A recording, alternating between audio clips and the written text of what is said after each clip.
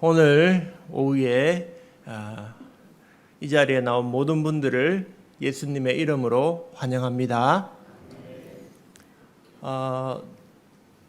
우리가 기도하는 것은 응답받고 있습니까?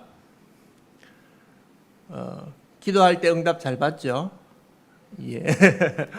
응답을 받을 때도 있고 어떨 때는 당장 응답을 받지 못할 때도 있습니다.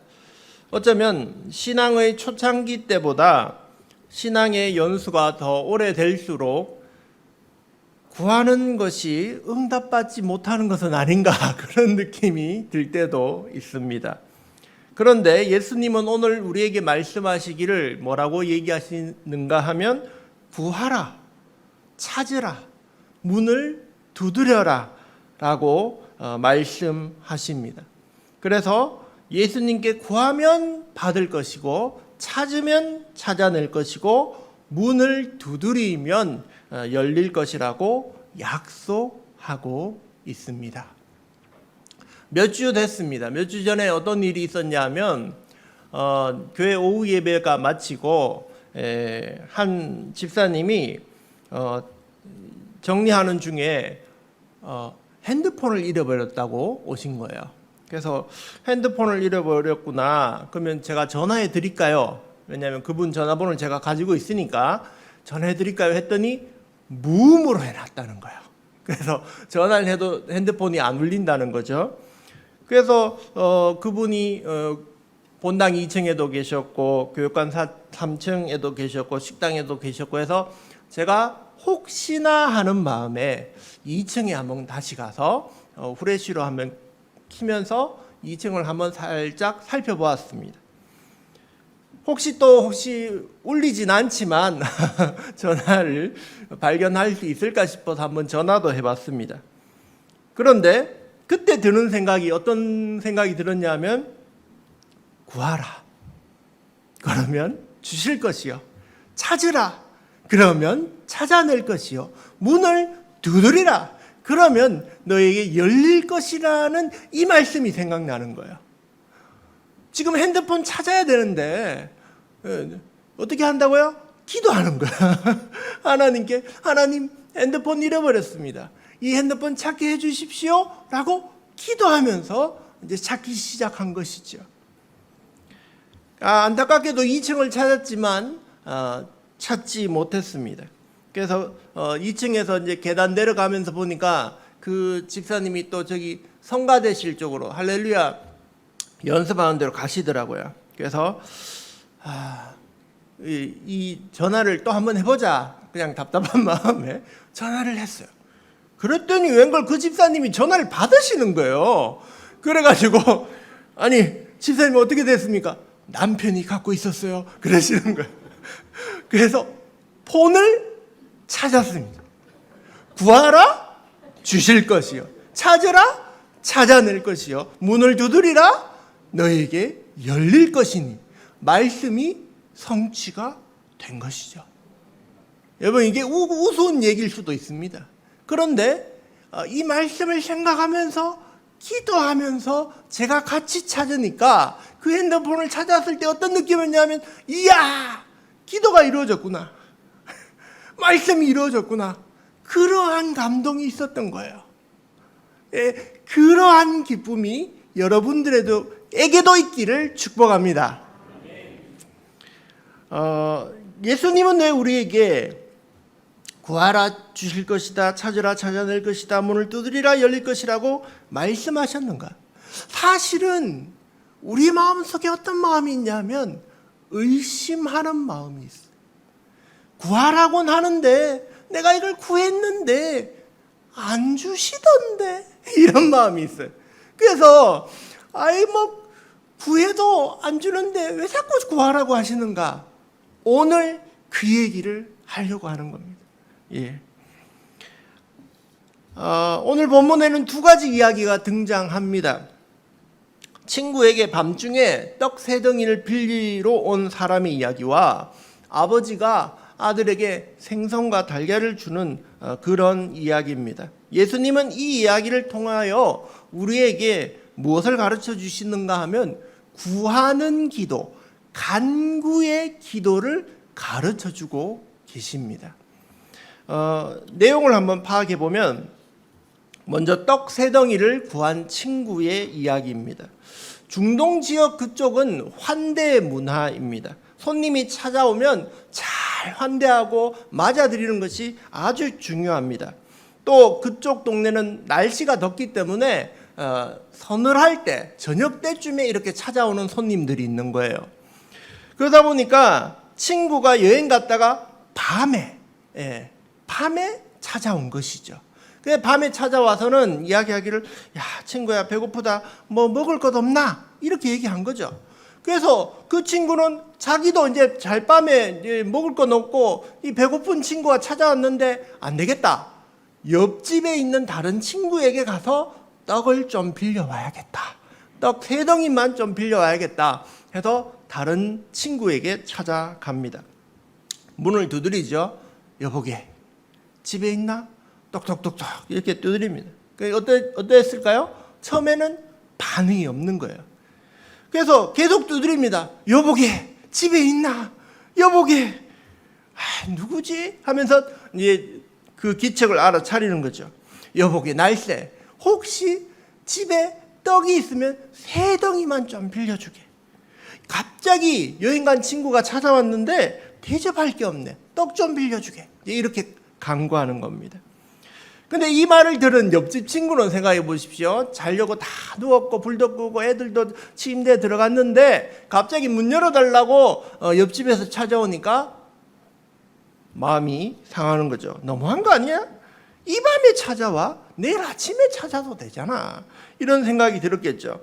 그래서 문도 잠겼고 애들도 침대에 들어갔고 일어나기 힘든데 그냥 내일 아침에 보자, 그냥 집에 돌아가라고 이렇게 얘기했습니다. 근데 떡을 빌리러 온 친구의 마음은 그렇지 않아요. 당장 이 배고픈 친구를 대접하기 위해서 더 간청을 합니다. 여보게 그래도 좀 주게. 내가 정말 염치불구하고 좀 빌릴 수 없겠나 하고 막 계속 구하는 거예요. 그러니까 어떻습니까? 귀찮은 거죠. 빨리 쫓아보내야겠다, 돌려보내야겠다. 그래서 아이고 알겠다, 조금만 기다려 해가지고는 떡을 해서 줘서 돌려보냈다는 얘기가 예수님의 첫 번째 이야기입니다. 왜 예수님은 우리에게 떡 3덩이를 빌리는 이 사람의 이야기를 해주셨을까요? 자, 우리 8절 말씀 한번 같이 읽습니다.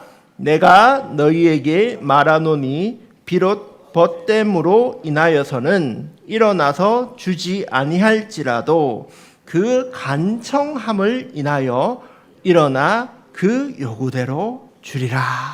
아멘.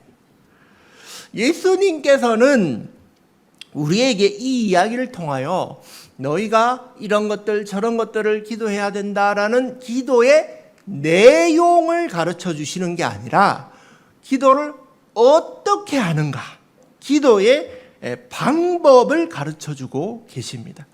예수님께서 가르쳐 주신 기도의 방법은 바로 간구하는 기도였습니다.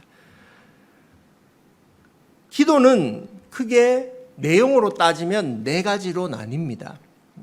디모데전서 2장 1절에 보면 간구와 기도와 도고와 감사로 하라고 말씀하고 있습니다. 지금 간구가 방금 이 기도입니다. 필요하니까 하는 기도, 무엇을 달라고 하는 기도, 그게 간구의 기도입니다. 그 다음에 그냥 일반적인 기도는 일반적인 하나님과의 대화, 일반적인 사람과의 대화. 오늘 날씨 좋네요. 뭐 잘 지내고 있습니다. 뭐 이런 정도의 그런 게 일반 기도고요. 그 다음에 도고는 우리 다른 말로 잘 알고 있죠. 중보기도. 다른 사람을 위한 그런 기도. 그 다음에 감사는 말 그대로 감사한 내용을 하나님께 기도하는 것. 이게 기도의 일반적인 내용의 4가지입니다.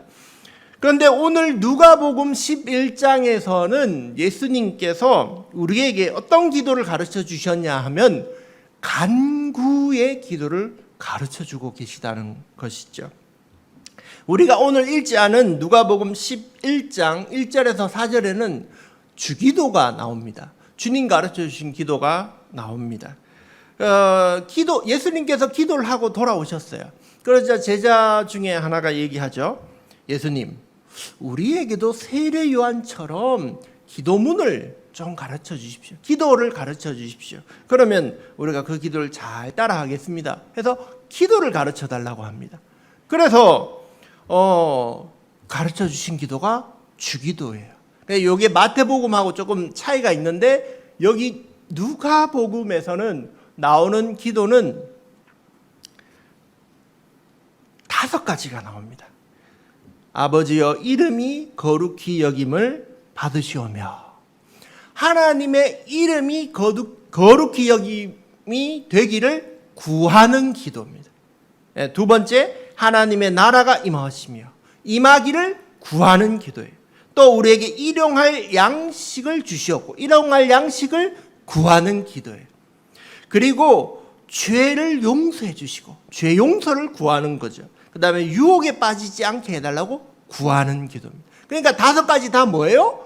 구하는 기도를 가르쳐주고 계신 거예요. 예수님이 우리에게. 여러분, 예수님은 지금 우리에게 간구하는 기도를 먼저 가르쳐주고 계신 거예요. 자, 그렇다면 우리 다 간구하는 기도 하잖아요. 이것 주세요, 저것 주세요. 근데 기도할 때 어떤 문제가 생기냐 하면 기도했는데도 응답받지 못하니까 실망하는 경우가 생깁니다. 그러면 어떻게 해야 되는가? 기도할 때 여러분 한 번 기도하고 하나님께서 들어주시지 않으면 포기하는 게 정상입니까? 여러분 한 번만 기도하는 경우는 잘 없죠, 보통. 한 번도 기도하고 2번도 기도하고 뭐 일주일 동안 기도하고 그렇게 하시잖아요, 다들. 근데 이게 성경적인 거예요. 예수님이 지금 우리에게 가르쳐 주시는 거는 지금 구하라, 찾으라, 문을 두드리라 라고 얘기하셨는데 이게 사실은 다 똑같은 뜻이에요. 구하라라는 뜻이에요. 간구하라, 하나님께 구하라는 뜻을 3번 반복해서 표현하신 것입니다. 그러니까 구하고 구해라 라고 말씀하신 것이죠. 계속 반복해서 구하라고 우리에게 가르쳐주고 계신 것입니다. 여러분 여기 8절에 보면 이 친구가 어떻게 구했습니까? 간청함으로 인하여 이렇게 구했습니다. 이 간청함으로 인하여 준다고 얘기하셨는데 이 간청함이 뭐냐면 아나데이아라는 단어입니다. 부끄러움이 없는, 부끄러운 줄도 모르는 그런 뜻입니다. 이것은 친구가 밤에 찾아갔기 때문에 친구니까 줘야지 이게 아니라 저 친구가 너무 귀찮게 하니까 그 친구가 부끄러운 줄도 모르고 밤에 찾아와서 달라고 막 이렇게 하니까 그것 때문에 주겠다라는 그런 의미입니다. 예수님이 근데 이것을 우리에게 원하시는 거예요. 예수님께서 우리에게 자꾸 구하고 예의 차리지 말고 하나님께 간청해서 기도하라고 말씀하고 계신 것입니다. 여러분, 왜 우리는 이렇게 기도를 계속 구해야 됩니까? 왜 간구해야 됩니까? 왜 끈질기게 기도를 해야 될까요? 하나님께 기도하는데 하나님이 응답해 주시지 않는데도 우리가 기도해야 되는 데는 그만한 중요한 이유가 있습니다. 우리 한번 아멘 해주세요. 할렐루야! 아멘. 우리 밝은 마음으로 정신으로 말씀을 같이 한번 들어보겠습니다. 우리에게 이렇게 계속 간구하게 하시는 데는 이유가 있어요. 여러분 마태복음 15장에 보면 가나안 여인이 등장합니다. 가나안 여인이 예수님께 와서 제 딸이 귀신 들려서 아픕니다. 그래서 고쳐달라고 했어요. 예수님 뭐라고 하셨게요? 안 된다고 했어요. 기도했는데 거절하신 게 이게 처음이에요. 다른 경우는 와서 고쳐주세요. 고쳐주지. 왜? 제 딸이 저기 집에 있는데 고쳐주세요. 고쳐주지. 뭐 어디 있어도 고쳐주셨어요. 그런데 이 여자는 가나안 여자가 찾아왔다고, 이방 여자가, 외국 여자가 찾아와서 강구했다고 그랬는지 안 주겠다는 거예요. 거절하셨어요. 예수님이 이런 경우가 처음이에요. 그래서 이 여자가 계속해서 얘기합니다. 아, 예수님, 부스럭이라도 좀 주십시오. 상에서 떨어지는 그 부스럭이라도 좀 주십시오. 이렇게까지 간구하고 3번이나 간구합니다. 그러자 예수님이 그래, 네 기도를 들어주겠다고 하면서 그 여자에게 뭐라고 얘기하시냐면 내 믿음이 크도다 라고 말씀하시는 거예요. 예수님 그러면 원래는 안 들어주려고 했다가 이 여자가 자꾸 해달라고 해서 예수님이 그래 고쳐줄게 빨리 가라 이렇게 예수님이 하신 걸까요? 그렇지 않을 거예요. 예수님은 이 여자가 계속 구할 걸 알고 그런 믿음이 있는 걸 알고 한 번 거절해보고 2번 거절해보고 이 여자가 계속 간구하게 하신 거예요. 왜? 그 믿음이 큰 것을 보여주시기 위해서요. 우리가 계속 기도하고 하나님 구합니다, 찾습니다, 문을 두드립니다. 계속 우리에게 기도하게 하시는 이유는 우리의 믿음이 크게 되기 위해서라는 것입니다. 할렐루야. 하나님은 우리가 하나님을 의지하는 마음, 그 믿음이 더 크게 되길 원하십니다. 그래서 우리의 기도가 한 번에 들어줄 수도 있지만 우리의 믿음을 더 깊게 하기 위하여 더 기도하게 만드신다는 것입니다. 누가복음 18장에 보면 과부의 재판장의 이야기에도 같은 맥락의 이야기가 나옵니다. 항상 기도하고 낙심하지 말 것은 이라고 기도에 대해서 말씀하십니다. 근데 그 뒤에 제일 끝에 그 이야기 끝이 뭐로 끝나는가 하면 인자가 올 때 세상에서 믿음을 보겠느냐. 이것도 결국 기도는 믿음에 연관된 얘기라는 것을 우리에게 가르쳐주고 계십니다. 다니엘서 3장에 보면 다니엘의 세 친구가 왕의 명령을 어깁니다. 금신상에게 절을 하지 않아요. 그러자 풀무불에 들어가게 됩니다. 그런데 그때 왕 앞에서 그들이 이렇게 말합니다. 왕이시여, 하나님이 우리를 왕의 손에서 능히 건져내 주실 것입니다. 그리고 풀무불에서도 건져내 주실 것입니다. 그렇게 당당히 얘기합니다. 그런데 그 다음 말이 있어요. 그리 아니하실지라도 하나님이 우리를 혹시 건져내 주시지 않는다 해도 우리는 저 금신상에게는 절하지 않습니다. 하나님만 예배할 것입니다. 그렇게 얘기하는 거예요. 우리의 간구가 들어지지 않는다고 해도 하나님을 향한 믿음이 흔들리지 않을 것이란 것입니다. 그 믿음을 하나님이 기뻐하십니다. 자, 여기서 하나 더 짚고 가면 여러분 그러면 어떤 믿음입니까? 이 믿음이 어떤 것인가? 우리들은 때로는 우리가 말하는 대로 우리가 소원하는 대로 이루어지는 것이 믿음이라고 잘못 착각하는 경우가 있습니다. 그러나 믿음은 결코 우리가 말하는 것이 이루어지는 것이 믿음이 아닙니다. 믿음은 하나님의 말씀이 이루어질 것을 믿는 것입니다. 믿음의 대상이 내가 아니라 하나님이시기 때문입니다. 그래서 하나님의 말씀은 이루어질 것입니다. 하나님은 신실하십니다. 하나님은 내 아버지 되시고 나의 목자 되십니다. 라는 것을 믿는 겁니다. 우리가 결코 내가 말한 건 다 이루어질 겁니다. 그런 것을 믿는 게 아니에요. 그런 건 우상 섬기는 사람들도 똑같이 믿어요. 그러나 우리가 믿는 믿음이 다른 것은 그리 아니하실지라도 하나님은 좋은 하나님이라고 믿는 겁니다. 자, 그러면 여기서 믿음이 어떤 것인지 우리 두 번째 얘기를 통해서 알아보도록 하겠습니다. 두 번째 얘기 살펴보겠습니다. 두 번째 얘기는 아들이 아버지에게 생선을 달라, 달걀을 달라라고 합니다. 생선 좀 달라고 하면 사줄 수 있죠. 달걀 달라고 하는 거 그거 못 사주겠습니까? 그러면서 아버지는 아들에게 좋은 것으로 준다라고 지금 말씀을 하십니다. 그러면서 생선 달라고 하는데 뱀 주고 막 달걀 달라고 하는데 전갈 주고 막 이렇게 나쁜 것으로 주시지 않는다는 것을 말씀하죠. 우리 13절 같이 한번 읽어보도록 하겠습니다. 너희가 악할지라도 좋은 것을 자식에게 줄 줄 알거든 하물며 너희 하늘 아버지께서 구하는 자에게 성령을 주시지 않겠느냐 하시니라. 아멘. 두 번째 이야기는 하늘 아버지께서는 하늘에 계신 우리 아버지 하나님은 우리 아버지 되시기 때문에 주시는데 어떤 걸 주시는가 하면 좋은 것으로 주신다는 말씀입니다. 여러분 하나님 아버지께서 좋은 것으로 주시는 줄 믿습니다. 그러면 이 말을 뒤집어 보면 뭐냐면 하나님 아버지께서는 나쁜 것은 안 주신다는 거예요.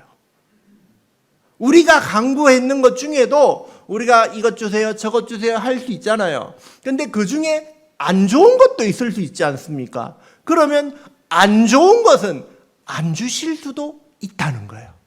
좋은 것으로 주신다는 말은 안 좋은 것은 안 주겠다는 거예요. 여러분, 왜냐하면 하나님과 우리가 그러한 관계이기 때문입니다. 첫 번째 이야기에서 관계가 어떻게 됩니까? 친구가 다른 친구를 위하여 떡 3덩이를 빌리러 오지 않습니까? 그 관계가 바로 친구의 관계죠. 예수님이 지금 이렇게 얘기하시는 거예요. 너희와 나는 친구의 관계다. 그러니 구해라 라고 얘기하시는 것이죠.